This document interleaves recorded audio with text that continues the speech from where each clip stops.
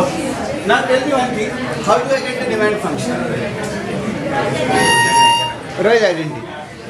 How do I get the demand function? Roy's identity. Roy's identity के लिए क्या करना पड़ेगा? I have to differentiate the independent function with respect to. What do I have to differentiate the independent function with respect to? Price and income. Price, right? Because essentially price here, right? So I get, so therefore VI, VFI, right? Can you tell me what will be the indirect utility function? Can you obtain the indirect utility function for me?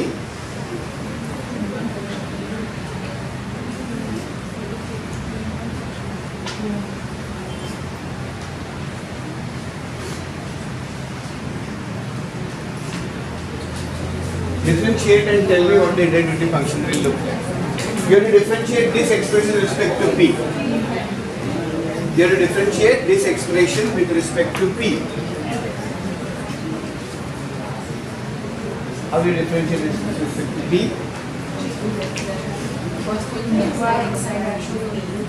So yes. So first ui dash xi dash of P will be the first term. So that's why inverse then. Ui dash xi dash of P will be the first term. What will be the second term? Minus xi of P. Minus, you have to differentiate this part. Yeah. So you use the product rule. Yeah. So first differentiate P with respect to P, that will be 1. So that's minus xi. That will be xi of P, right? And then what we have to do P of is xi dash. plus P of Xi dash. xi dash of P, right? Okay? Now you already know something from previous stuff. You know that ui dash of P, ui dash xi dash of P, right? Okay, fine. So we've got this.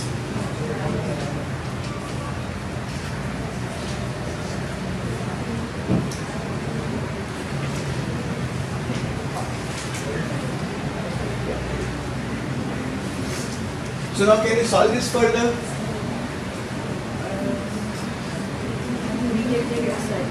Yeah.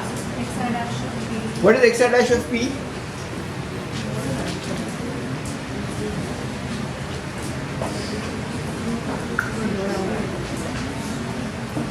You see, you have to be able to show That's P.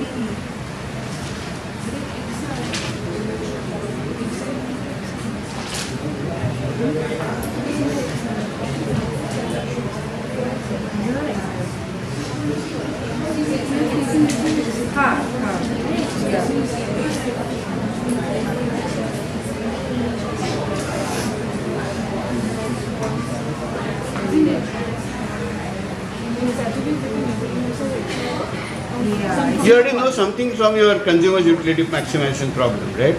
Yeah. So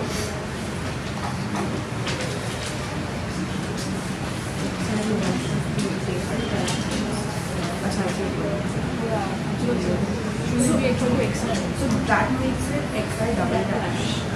So can we write it ui dash xi double? you have to prove Roy's identity, right? You know that this is equal to minus xi. If you differentiate the identity function with respect to P, you get minus xi. That's Roy's identity, right? Show that the Roy's identity holds here. That will show that this and this are identical terms.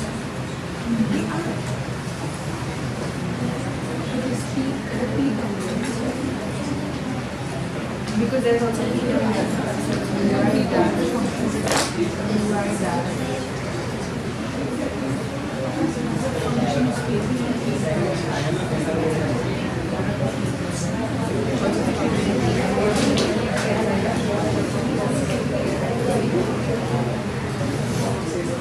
That comes from the first order condition. That comes from the first order condition. Do check it.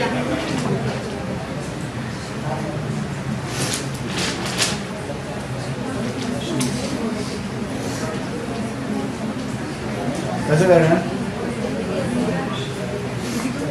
What is this term? What is ui dash of xi dash of p?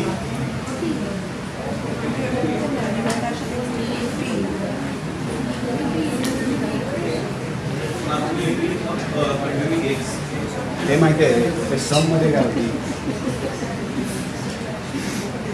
How will that be? So to show that this is equal to minus x. How will you show that? Anand? That's there in the first order conditions as a hint. U dash of xi is equal to p. Yeah, exactly. Yeah, exactly. What is xi of p, friends? What is xi of p? Xi of p is u dash inverse of p, right? Okay?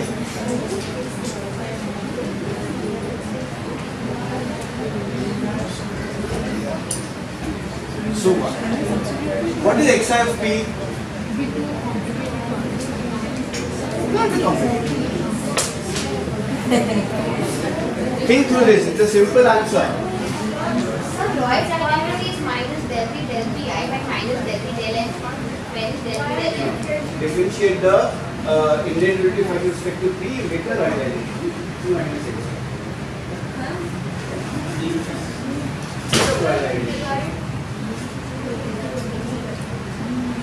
The right identity is a separate lemma. Shepard's lemma is the part which you are telling right now that it is equal to lambda.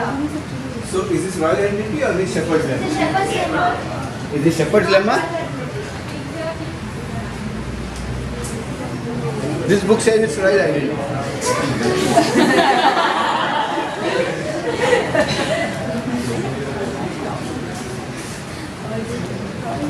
This is Royal identity.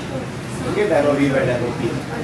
That is if you differentiate the difference with the prices, you get the demand. Xi dash of p is ui double dash कैसे आएगा?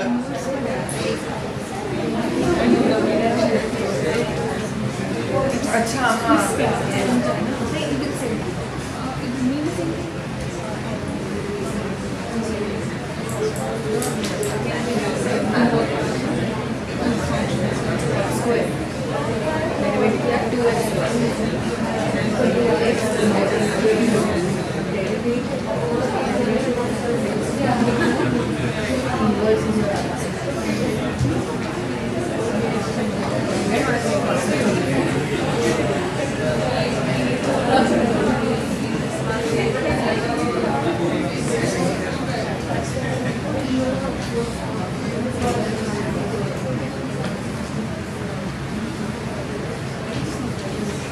Go back to your first order conditions and check that. You got some first order conditions, no? yeah. So what are the first order conditions? Ui dash xi is equal to p. Yes. Ui dash xi is equal to p. Yes. Right? So xi of p. So ui dash xi is equal to p.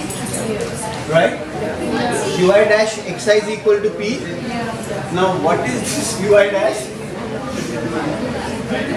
See, that's a chain rule, no? So what is ui dash? Ui dash is derivative with respect to xi Yeah. and then xi dash p. What is the derivative of ui with respect to xi? See what have you done? You have taken the derivative of ui with respect to xi Yeah. and multiplied the derivative of xi with respect to p. Yeah. What is the derivative of ui with respect to xi? P. Right? So if you put a p here, what will you get? Yeah? See, this is what? This is ui dash. Right? Yeah. What is ui dash? The derivative of ui with respect to xi. Yeah. And then you have derivative xi with respect to p, which is xi dash p. Yeah. Derivative ui with respect to xi is what? P. P. Right? Yeah. So once you put p here, what will you get? Say, okay. Yeah. Yeah? Clear? Once you put P here, Yeah. you get, so this and this will cancel. And you get minus xi of P, which is the Roy's yeah, which is the Roy's identity. Sure? Okay? Now, so we've solved the consumer's problem. Now we have to solve the producer's problem. Without problem. Okay?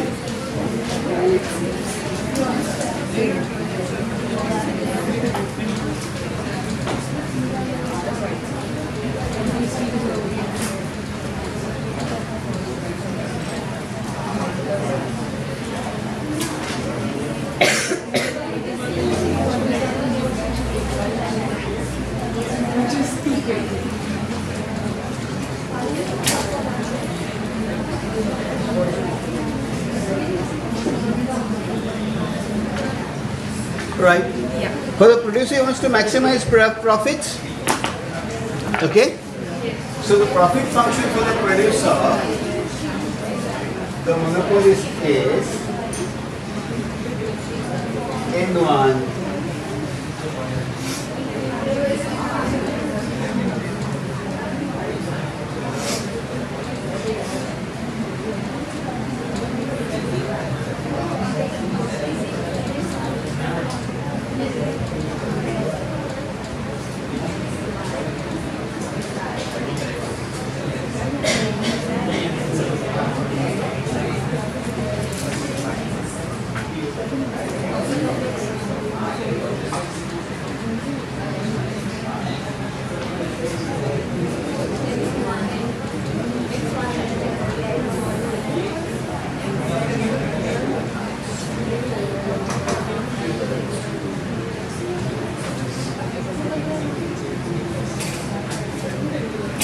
right? Where you see why I put a P1 and P2 there, right? What is P1? Price charge to the first consumer, price, P2 is the price charge to the second type of consumer.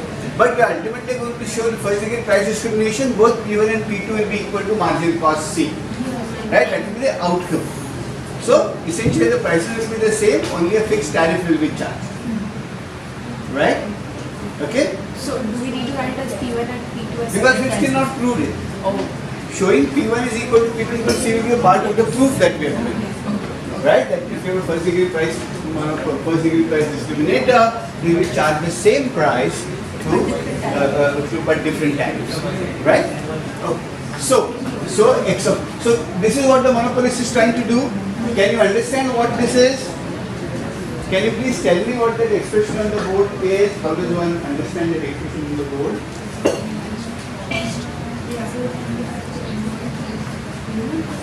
N1 into P1 of X1 of P1.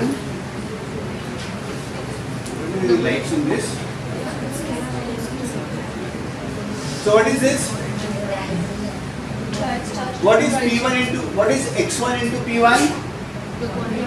Quantity divided by the first type of consumer. Into P1 is the total revenue from the first type of consumer. Plus F1 is the tariff charged to the first type of consumer. Multiplied with the total number of consumers of that type is what we get from the type 1 consumers. This is what we get from the type 2 consumers minus the cost of production. Right? Okay? So the point is, this has to be maximized with the restriction that VI, yeah, where we have to maximize these, but we have to at the same time ensure that the two types of consumers get their reservation utilities. Right? Get their reservation utilities. With VI of PI FI is written equal to UI, when UI is the reservation utility, or to distinguish that, I will call it U bar I. Right? U bar I. Okay? U bar I is the reservation utility of the I type of consumer, and we have to make sure that in the ultimate analysis, when you solve the problem, both the consumers have at least their reservation utilities. Otherwise, they will not buy from us, no? Right? Sure? Okay. Now, so in the end, we have to be able to show that each consumer, if we follow into the story, what the end result should be of our exercise is that each customer is in the equilibrium, in the end, exactly on his or her reservation utility curve, and the entire consumer surplus is taken away as a tariff. That's the kind of a solution that we will get if we, that's what solution we anticipate in the first degree price discrimination. Clear? Yeah. So the consumers are just as well off as not entering into the transaction. There is no consumer surplus for the consumer. The entire consumer surplus is taken away as tariff, and all consumers pay the same price in the first degree price discrimination. So let's try to solve this. So इसका Lagrangian कौन बनाएगा?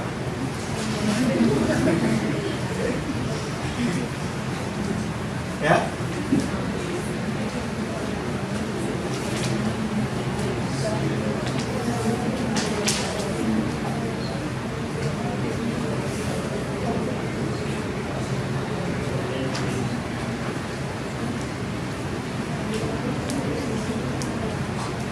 So that would be N1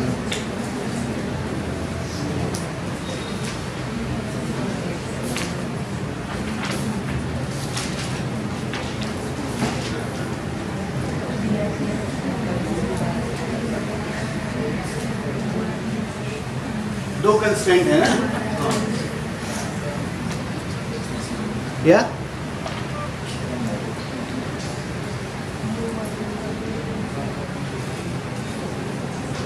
So to follow this book, I will call this beta 1.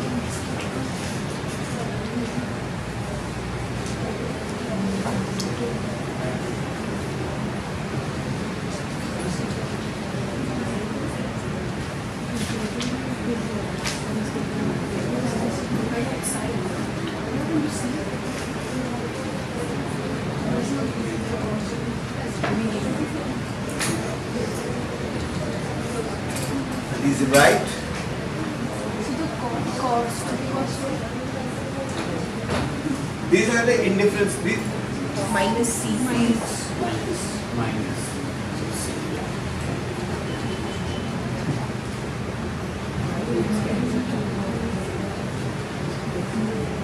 Yeah?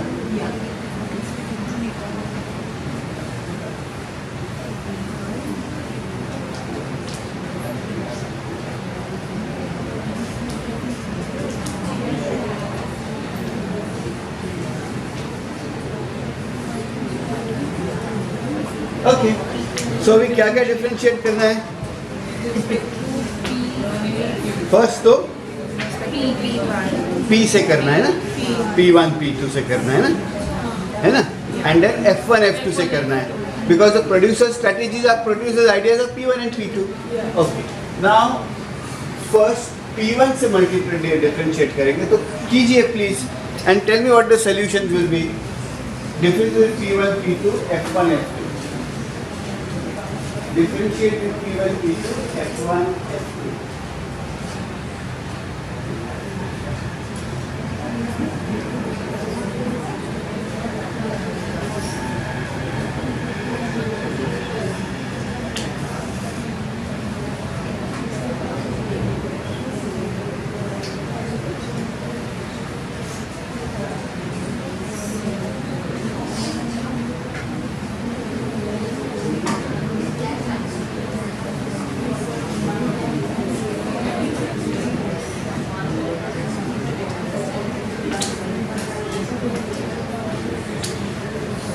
Here differentiate.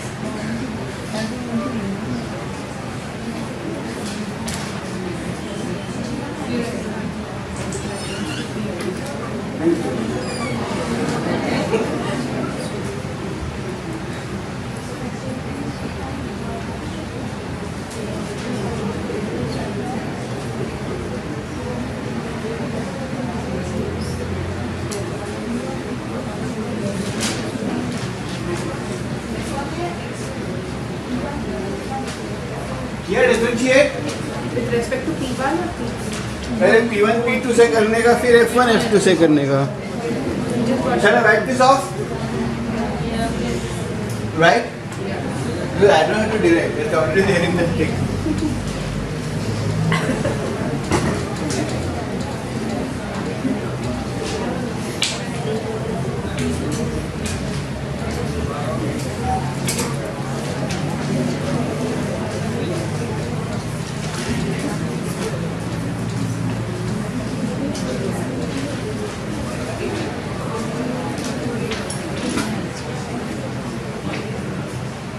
Okay.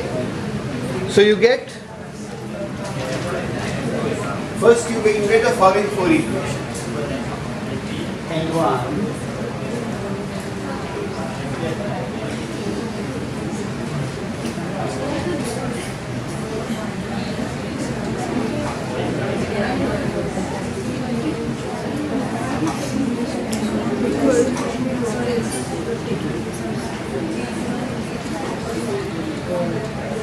Isn't utility a function of the resolution?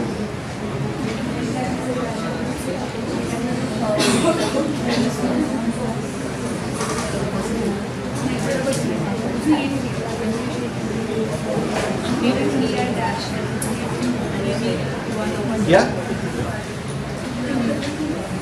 So, Yeah. what's the resolution utility a function of? Nothing, it's a fixed quantity. No? Okay. So It's a fixed derivative becomes utility. zero. It's a fixed utility. So you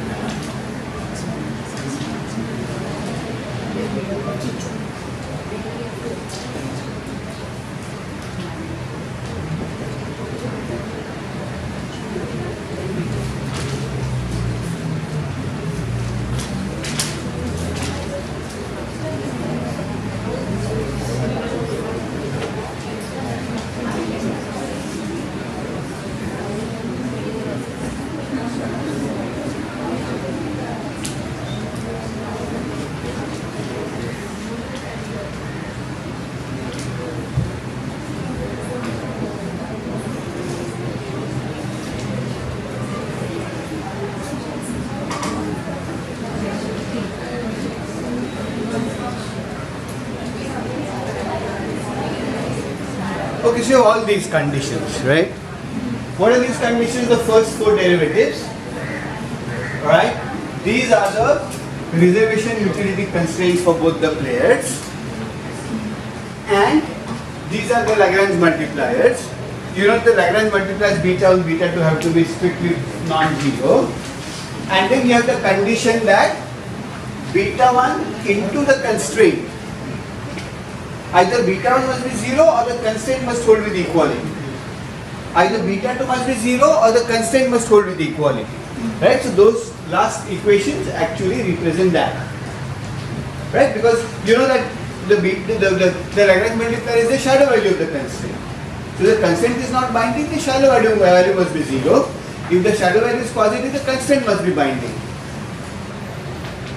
Right? Okay. Now, from this, what do you have? So you know that each N1 and N2 is positive. N1 is positive and N2 is necessarily positive. Okay? Now, dabba V by dabba, so from which? So what do you have? For example, you have N1 is equal to minus beta 1 dabba V by dabba F1. Right? We know that dabba V by dabba Fi is negative, and dabba V by dabba Fi is not 0. Dabba V by dabba Fi is negative because as the phi increases, inductivity decreases. Right? So if this is negative, this is positive, this must be positive. Otherwise, if this is 0, then this would have been 0, right? This is non-zero. This is negative. This is negative. This quantity is negative. For this to be positive, this also has to be positive. So beta 1 is positive. If beta 1 is positive, what do you have? If beta 1 is strictly greater than 0, what do you have? So this must be equal to 0. V1 minus U1 bar must be equal to 0. But if V1 minus U1 bar is equal to 0, what do you have? If V1 minus U1 bar is equal to 0, what do you have? Equal. That means the reservation utility is exactly equal to the utility. So the consumer of type 1 is exactly on his reservation utility frontier. Right? So he has no consumer surplus. Can you argue similarly for the consumer of type 2? Yes. Do you think beta will be strictly positive? Yes. Beta 2 will be strictly positive? How will you argue that? Yeah? Because N2 is strictly greater than 0, by the same logic, beta 2 will be strictly positive. If beta 2 is strictly positive, what do you have? Yeah? Satisfied with the equality. Right? So that consumer of type 2 must also be on his or her own reservation utility frontier. Right? Okay. So now, given this, we already have, okay? Right. So now, from this, we already have, so if you, now what is delta V by delta Pi? So in this, okay, what is delta V by delta Fi? Delta V by delta Fi?